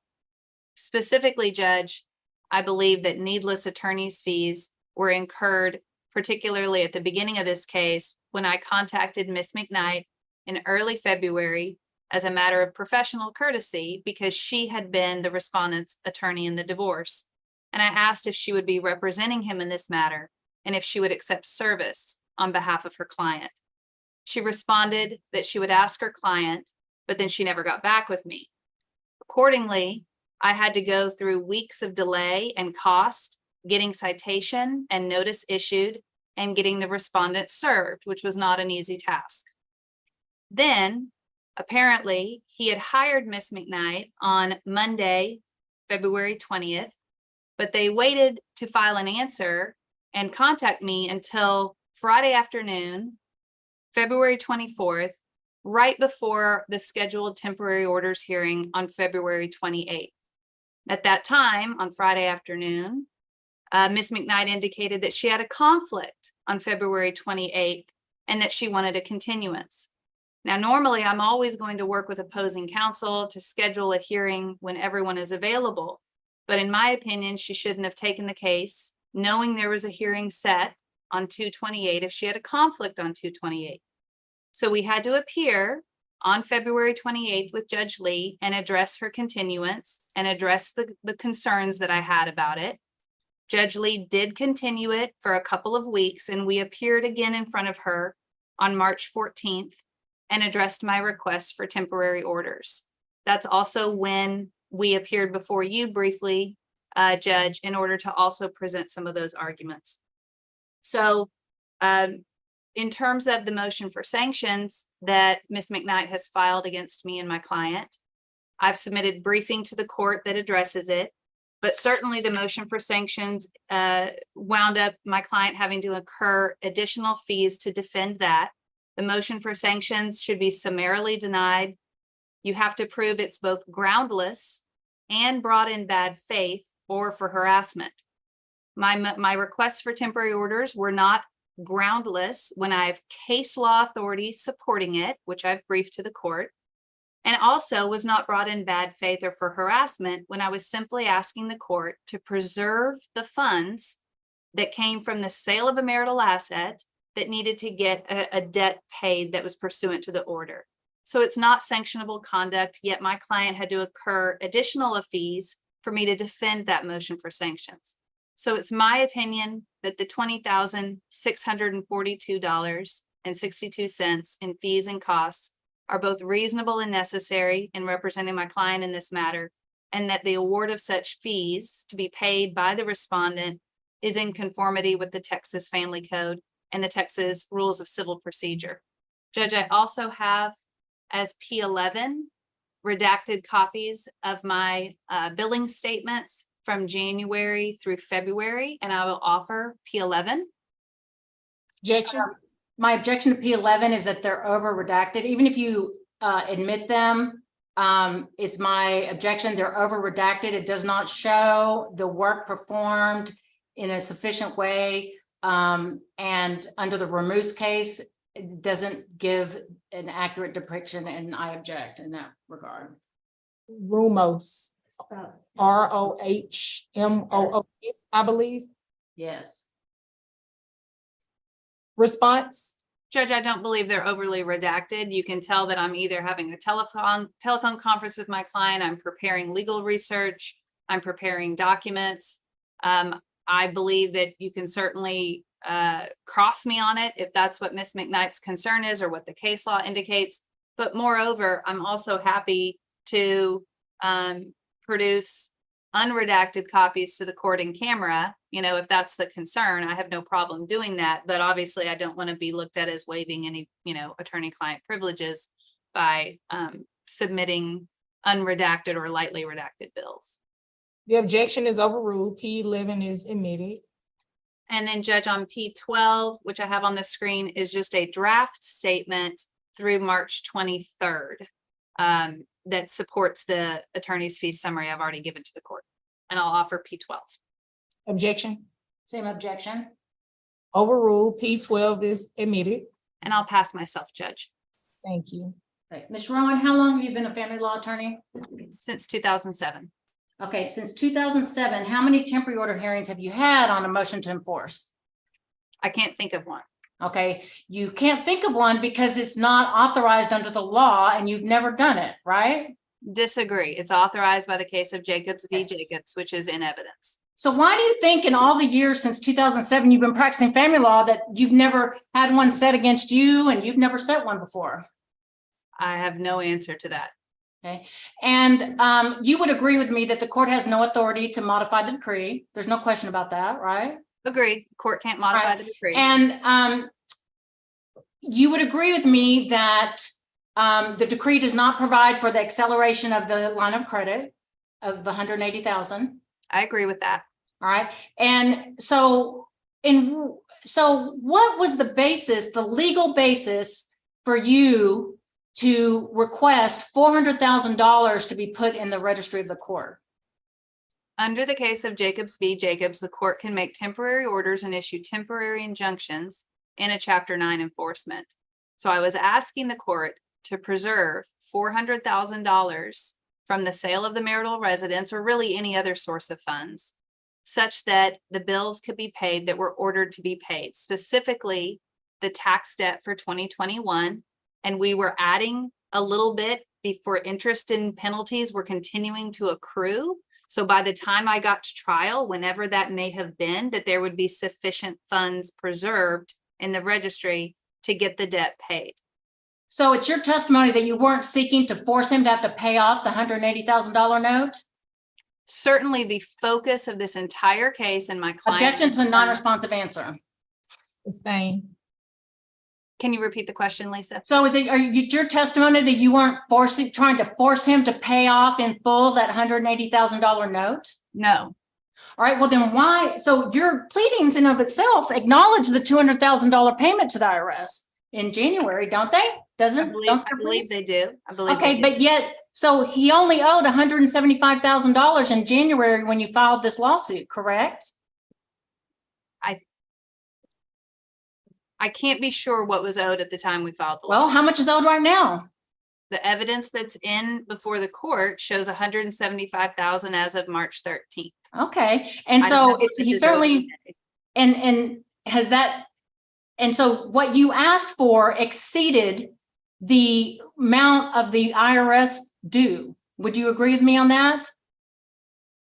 To some extent, yes, because we were concerned about interest and penalties continuing to accrue until we got to final trial, which I didn't know when that would be. All right, and part of the relief that you were seeking was you were seeking that he not be able to spend any money whatsoever from any source except to pay the line of credit and the IRS. Isn't that the relief you were seeking? That was one of the temporary injunctions we were Okay. seeking. And have you ever heard of anybody getting that type of relief on a motion to enforce? I don't know what you mean by heard of. Well, have you ever seen it in a CLE? I can't pretend to have gone to all the CLE in the state of Well, Texas. I'm just asking you if you've ever seen it before. Ever seen it before? Mhm. I don't know what that question means. I'm gonna have to say I don't. Well, have you ever read about it or saw, other than this one case that you cite that's not on point, have you ever saw any presentation about, hey, look at this remedy available. You can get a temporary order on a motion to enforce. I can't think of a CLE that I have attended that I can recall that specifically said that, counsel. However, the case of Jacobs v. Jacobs is not. Objection to Not on non-responsive point. at this point.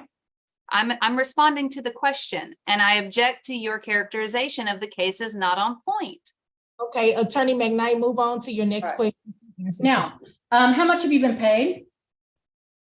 I believe it's, my answer is I don't know. All right, and Would you agree with me that if you had not had the requested relief for the injunction, that we would not have had to do briefing in this case? Oh, I don't agree with that. Do you think we would have had, if you hadn't had all of that temporary relief requested, do you think the judge would have asked us to brief this case? I don't know the answer to that question. Okay. If you hadn't had all your requests for temporary orders on this motion to force, we would not have had 2 hearings that we had to have. Would you agree with that? I don't agree with that either. And let me Well- clarify one of my answers. I actually think that Judge Bailey, when I asked what kind of briefing, what she wanted the briefing to cover, she said everything. So I want to correct my answer that I think we would have had to brief either way because she indicated she wanted briefing on all issues. So why didn't you, when you filed your motion to enforce, why didn't you just set it for a final hearing and serve him with a final hearing like that? I don't know how to answer that question. That goes into attorney-client privileged information between me and my client. I'm not gonna reveal the substances of our conversations and our strategy. Well, you would agree that, but for your request for temporary orders and a temporary injunction, we would not have had to have we would not have had any hearings in front of Jean Lee. Would you agree with that? I can't say that, counselor. There could have been discovery issues. There could have been any number of things that could have arisen that required hearings in front of Judge Lee. And if you had immediately back in January, when you filed this, went ahead and set it for a final hearing, give him notice, we wouldn't have had to answer discovery because it would have been, no disclosures would have been due, right? I don't agree with that. And you wouldn't agree to reset the temporary orders unless my client put $200,000 into the registry of the court. Isn't that correct?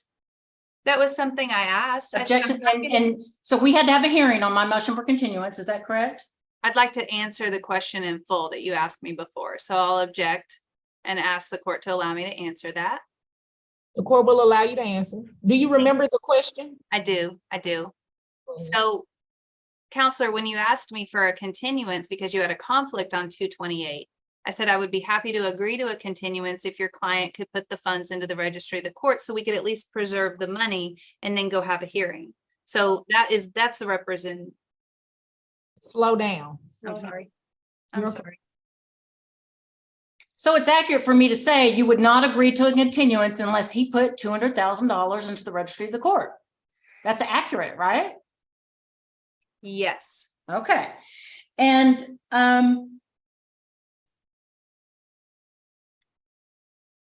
you agree with me that the law that says basically if something says timely, it's not enforceable and must be clarified. Do you agree with that? I agree that there's a case, the Hollingsworth case, that indicated the word timely in terms of paying a tax debt is not enforceable by contempt. It's not specific enough to be enforceable by contempt. And you cited that case in your brief. It's a Dallas Court of Appeals case. Is that correct? I did. All right. And so the relief available for you in this case with respect to the taxes would be to clarify the order and getting a date certain on which to pay the taxes, correct? I agree on the final trial. That is what I can request, and that is what I have requested. All right. And the relief with respect to the line of credit, the relief available to you with respect to that is to clarify that, yes, this is the debt belonging to his practice and he owes that debt. That's one of the things that I've requested, as well as the signing of a release. Okay. And that When did you release- send me the release you wanted signed? I sent it this morning. Okay. And so really, isn't it true that the relief that you've been seeking is that he have to pay that note in full? I have that as a request in my pleadings, but that's not something I've asked the judge to order today. All But right. it's in my pleadings. Because you're aware that that is not authorized under the law, correct? I don't know whether or not it's authorized or not. Again, based on conversations between me and my client, which are privileged and private, we are asking the judge today to order it paid, or excuse me, to confirm that it's ordered to be paid and to sign the release. So, so you admit that you tried to get funds from him, be ordered to be put in the registry of the court to collect an unsecured debt that is not due. No, I don't Acknowledge agree with that? No, I don't. I've said that more than once. I don't agree with that statement, counselor. So what was the purpose of the 400,000? To secure the tax debt, including interest and penalties that may continue to accrue. Okay, so we've already established that the tax debt at the time you filed this lawsuit was $175,000 or less, I correct? said I wasn't sure what was due at the time that I filed the lawsuit. That was my testimony. Well, in your pleadings, you acknowledged a $200,000 payment, right? I believe it does. And in your exhibit, there was an exhibit saying there was 300 and something thousand owed, correct? Whatever the exhibit says is what it says, Right. Counselor. So you knew or should have known that the amount of taxes due were less than $200,000, right? I don't know what was due at the time I filed the petition for divorce. I've said that 3 times now. I don't know with certainty what was due at the time I filed the petition. Well, then would you agree with me that trying to get somebody to pay in full an unsecured note into the registry of the court is not authorized by law? My answer is I don't know. That's the second time I've given that answer. So All right, I'm I'll going to pass the object at witness. this point to asked and answered. I'll pass the witness. I have nothing further, Judge. Okay. All right, Attorney McKnight. Oh, I'm sorry, Attorney Rowan, do you rest? Yes, ma'am. Okay. Attorney McKnight? Yes, I'll call myself as to attorney's fees. Okay, you may proceed. All right.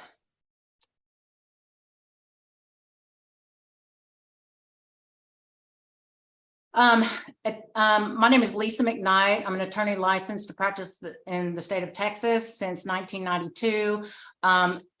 Respondent's exhibit number 3 is my curriculum vitae. Any objection? And I offer respondent's exhibit number 3. No objection. All right. I am the past president of the family law section of the Dallas Bar. I've been board certified and recertified every 5 years. I mean, Attorney McKnight, I muted you. I need your attention. I didn't get to admit your exhibit. You spoke too fast. Respondents exhibit 3 is admitted. Okay, now you may begin to speak. Now you can unmute. All right. I've been board certified and recertified every 5 years since 1998 in family law. I'm the past president of the family law section of the Dallas Bar. I was hired by Dr. Kirby to represent him in this case. He signed a retainer letter. And paid me $5,000 on February 7th of 2023. I would offer respondent's exhibit number 4 is my retainer letter executed by Dr. Kirby. Any objection? No, ma'am. Respondents exhibit 4 is admitted. There's my respondent's exhibit number 2 is hold on a second, is my summary, the summary of my testimony regarding my fees. Hold on, I'm looking for mine. Let me start with respondent's exhibit number 5 is my invoices in this case. I'm the custodian of these records. They're unredacted and they represent the work that I and my legal staff have completed on this case, and I would offer respondent's exhibit number 5. Objection? I have none. Respondents exhibit 5 is admitted. All right. Now, respondent's exhibit number 2 is a summary based on the fees, the invoice fees that are admitted, and it summarizes the amount of hours that I worked, paralegals worked, estimated future for this trial and finalization, total fees paid, and I broke down the amount for the sanctions. I would offer respondent's exhibit number 2. Objection? I'm sorry, Judge. Let me just look at it real quick. This is exhibit 2. Mm-hmm. My only objection, Judge, is the reference to total sanction fees. I mean, if she wants to tell us what her attorney's fees incurred have been, so be it, but I object to the word sanctions in there. Okay. Objection overruled. Respondents exhibit, I believe this is 5. No, 2. Respondents exhibit 2 is admitted as a summary. And with respect to respondents exhibit number 5, which is already in evidence, I went through my billing and I put the word sanctions by every single time entry that was necessary due to her request for temporary orders and a temporary injunction in this case. I put her on notice early and often that this was not a relief available. I did it in writing. I did it orally. I filed an objection to the hearing. She never got that temporary relief granted. She's admitted that she's never seen it before. And the reason she's never seen it before, because it's not legal. And it is my testimony that it was done for the purpose of harassing him, trying to force him to do something that he's not legally obligated to do. The court can certainly clarify the order. The court can order a date certain. The court can clarify the line of credit. That was not what they wanted you to do. What they wanted was a temporary injunction for Gene Lee to order him to put 400 grand into the registry of the court to force him to pay a debt that wasn't due, that's unsecured. That's wrong. Instead of backing off, she kept doubling down on it, and I had to go to court twice over this issue, and that relief was never granted. And I'm asking the court, at bare minimum, she needs to pay her own attorney's fees for this. This was unnecessarily escalated by a request that is not a valid legal request. It was not to advance the law. It's for the purpose of bullying and harassing my client. So in addition, I'm familiar with the fees customary charge in Dallas and contiguous counties. I charge $525 an hour, which I believe is a reasonable rate for my attorney's fees. I also have paralegal's time in my billing. My paralegal, Brenda, is board certified by the Texas Board of Legal Specialization as a paralegal in family law. She has a degree and she's been doing it for over 20 years. She charges $240 an hour. My lowest paid paralegal charges $90 an hour. That work is supervised by me. The tasks are one that are traditionally done by an attorney. The services were reasonable and necessary. I've submitted the specifically hourly rate and the numbers charged in my unredacted billing. And I passed myself. Okay. Ross? Thank you, Judge. Pursuant to the exhibits you just put into evidence, Ms. McKnight, your client hired you on February 7th of 2023. Is that correct? Well, that's what the date of the retainer letter was sent to him. He didn't sign it until March, but I don't know exactly when he paid is when he hired. The date of the retainer letter is the date he was sent the retainer letter. Okay, so you had at least started some communications with him by February 7th of 2023, such that you sent him a retainer letter. Yes. And in fact, the first time entry on your bills is dated February 7th of 2023, correct? Probably, if you say so, there it is. Yeah. Okay. And do you recall me emailing you on January 27th of 2023, asking you if you were going to be representing Dr. Kirby? Yes. And you wrote me back and said, I'll get in touch with Dr. Kirby and ask. Do you recall that? Yes. And so then within a week's time, you had some kind of conversation with him where you were sending him a fee contract and a time entry was made, right? Well, the time entry was probably to open a file. It wasn't made by me. Let me double check it. But probably. Okay. So within a week of me asking you if you were going to be representing him, you had been in contact with him and sent him a fee contract. Yes. Well, I don't know if that's a week within, I'll take your word for it when you emailed me, but I can't go into what my client said and what I talked to him about. I'm not asking you that question. I'm sharing my screen so that yes. February 27th to the 7th is 10 days, not a week. Okay. 11 days. Can you see my screen, ma'am? I'm looking at January 27th. Okay. So on January 27th, I asked you if you were going to be representing him. And I responded back that day. Yeah. Excuse me. And within 10 days, you were in touch with Dr. Kirby and sending him a fee contract. Is that correct? Yes. And then instead of agreeing to accept service on his behalf, you never responded again to this email, and we had to go through the cost and the time to get him personally served, correct? You had to do what you had to do. And then even though you had sent him a fee contract on February 7th. You did not appear in this matter until 2 business days before the temporary orders hearing on March 20th, correct? If you say so, I don't dispute that. One second, Attorney Rowan. Attorney McKnight, you know those responses are inappropriate. I don't know. I don't have the document in front of me. Okay, well then the appropriate response is, I don't know, I don't have the document Okay. in front of me. Okay, you may continue.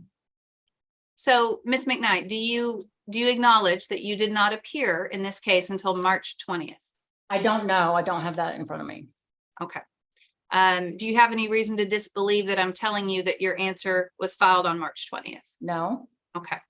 So if we assume that that's accurate and you didn't appear until March 20th, that was 2 business days before our temporary orders hearing. Isn't that correct? I don't know. I don't have that document in front of me. Okay. And I'm so sorry, you didn't appear until March 24th, the Friday afternoon before the weekend, and our temporary orders hearing was Tuesday. Isn't that right? You know what? Since you want me to look myself? Because you're changing that on me. When you say appeared, follow the answer. Yes, ma'am. I answered on 2/24. You mean 3/24? No, 2/24. No, that's right. I'm sorry. Okay, so you appeared, you filed your answer on 2/24, and our hearing was the very next Tuesday on 2/28, correct? I don't know that, and now I don't know that. I can look if you want me to. I'd just like an answer to my question. You filed your answer on 2/24, and we had a temporary orders hearing scheduled 2 business days later on 2/28. Isn't that correct? Correct. Okay. Even though you had sent him a fee contract on February 7th. Objection to asked and answered. Now, you indicated that my temporary orders. You're on mute, Judge. I'm sorry. Attorney Rowan, what kind of contract? We didn't get the last of your question. Sure, but you did not, but you had sent him a fee contract on 2/7. Ms. McKnight, you indicated that my temporary orders request had not been granted, but isn't it correct they'd also not been denied? Correct. And isn't it true when we were in front of Judge Lee 2 weeks ago that she indicated that she thought both sides were right? Do you recall her saying that? That's not the way I heard it. Do you recall her And she saying? refused to hear your relief. Objection, non-responsive. I'm so sorry, Judge, you were on mute, so I didn't hear the ruling. Sustain. I'm just trying to make sure you all don't get the background noise. Ms. McKnight, isn't it true that Judge Lee said 2 weeks ago that she thought she had the power to grant the Objection to temporary hearsay. orders request that I was requesting? Objection Attorney to hearsay. McKnight didn't finish the question. Attorney Rowan, go ahead and finish your question. Isn't it true, Ms. McKnight, when we were in front of Judge Lee 2 weeks ago, she indicated that she thought she had the power to grant the temporary orders request that I was requesting? Objection to hearsay. Overrule, you may answer the question. That's not exactly what she said. No. Did she say words to that effect, Ms. McKnight? No, she said, I don't know if I do, maybe I do, something to that effect. She said for sure she knew she couldn't do something, but she didn't know if she could do the other one. And I'll object to non-responsive. Sustain. I'll pass the witness, Your Honor. Attorney McKnight. This, in redirecting myself, this should have been a $5,000 enforcement case. That would have been reasonable. She escalated it and asking for something that she's never asked before, that she's never seen before, that's not authorized by law. Judge, And is this closing statement or attorney's fees testimony? I'm going to object to the purported attorney's fees testimony. Attorney McKnight, this is still, you just said it, you're redirecting yourself, so we're still on the. yes.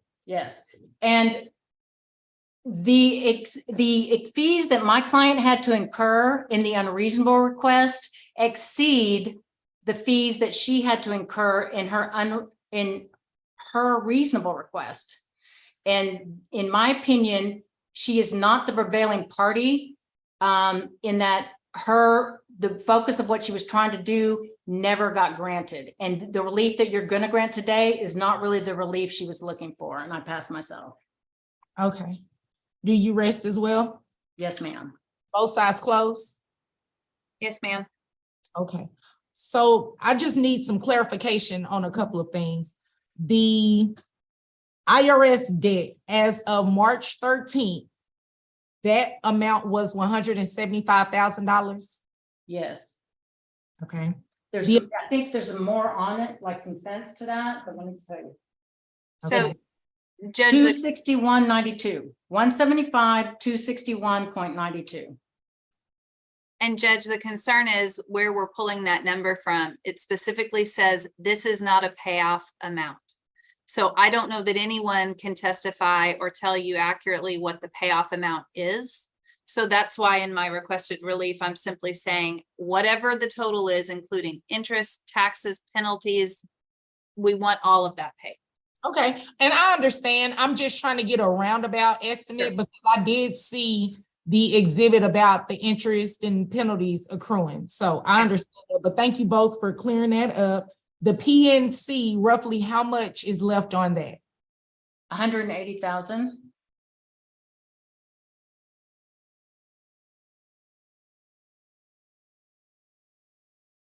Attorney McKnight, your client asked for, you were asking your client during testimony about how much time that he needed to pay. Was he saying he needed 90 days to pay both of those amounts? No. Or one or the other? Just for the IRS, like if he came back to you in 90 days, he would have the IRS paid in full.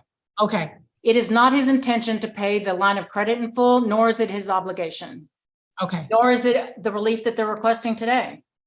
okay, thank you. And just so we're clear, the release has been signed by the respondent. Yes. Attorney Rowan, you have a copy of their release. I do not. Okay. Attorney McKnight, will you tender a copy of the release to Yes. Attorney Rowan today? Yes. Brenda, email her the release right now, please. And to the judge. Thank you. I'm emailing the notarized release to everybody right now. Okay. And attorney's fees, as of today, when you add in the additional time, it's $20,642.62. Yes, ma'am. All right. And Attorney McKnight, what was your amount for today? All right, hold on. It is, let me get that.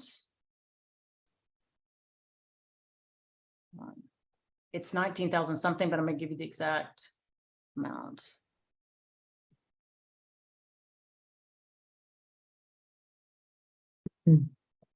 The total is, oh, excuse me, $17,492.75. 13,256 of which were attributable to the sanctions. 13,256. Mhm. Okay. All right. Thank you both for your time today. Mr. Kirby, Miss Kirby, again, I want to reiterate to you, and I think this is very important for me to say it. Like I told you all last time, you both have great attorneys. They did an amazing job today. So I just wanted to make sure that I reiterate that to you. Thank both of you for presenting your case today. You did an amazing job. The court will have a ruling to you, if not later on today, no later than tomorrow. Okay, thank you. May we be excused? Yes, you're a All right. student.